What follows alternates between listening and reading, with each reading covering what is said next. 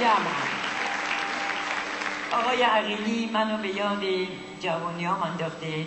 شبای خیلی خوبی داشتیم با آقای عقیلی و واقعا امشب من دیدمشون. خب دلم نمیخواد که گریه کنم، میخوام بخندم واقعا، چون شما متأثر میشی.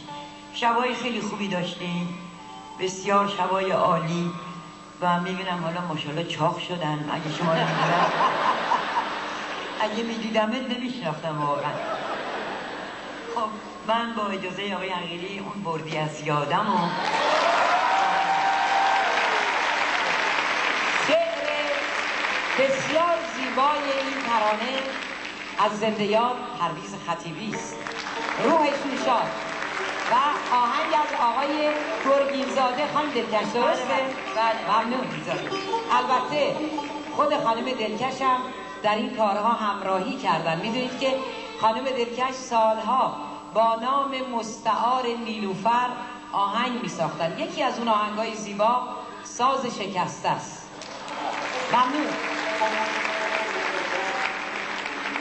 خب آقای عقیلی من اول بخونم شما بخونم. من بخونم. بردی از یادم دادی بربادم، با یادت شادم، دل تو دادم در دام افتادم، از غم آزادم،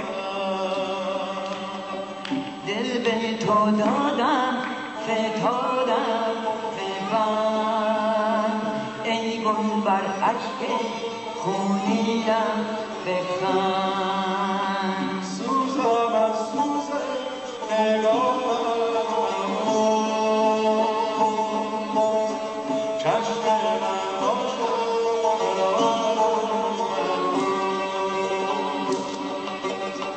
که شد آن همه دلمان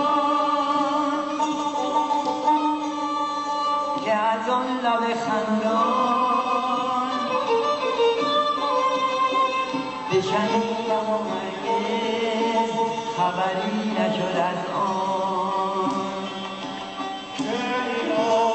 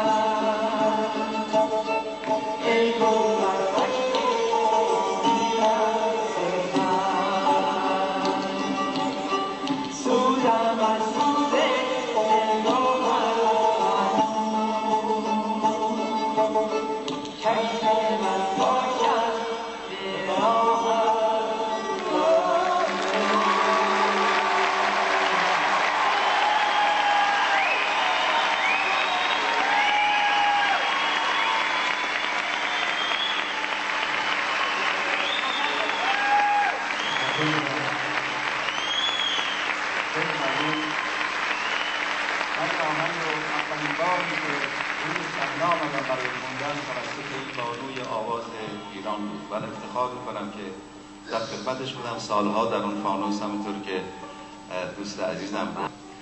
واقعا شب‌های بسیار خوبی داشتیم. من در کاباره‌های بسیار بزرگتر، رستوران‌های دیگری هم برنامه اجرا کردم. الان 40 ساله که میخونم، ولی هرگز اون خاطرات زیبایی که در فانوس داشتم و برای اولین بار در خدمت این نازنین زن آواز ایران بودم هیچ وقت فراموش نمی‌کنم. اتفاقا یه مقاله هم نوشتم راجع، البته در زمانی که ما با هم بودیم، خانم در پیکنیک‌ها، در برنامه‌ها از خاطرات خودشون میگفتن که اینا در سینه من هست و من یکی یکی اینها رو دارم انشالله یه روزی می‌نویسم و به ثبت می‌رسونم.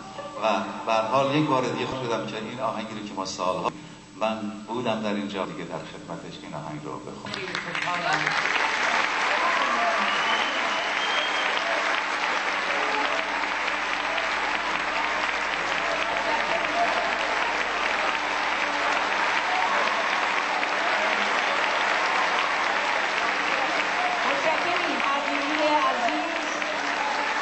که هر مجلسی که باشه با خواندن این ترانه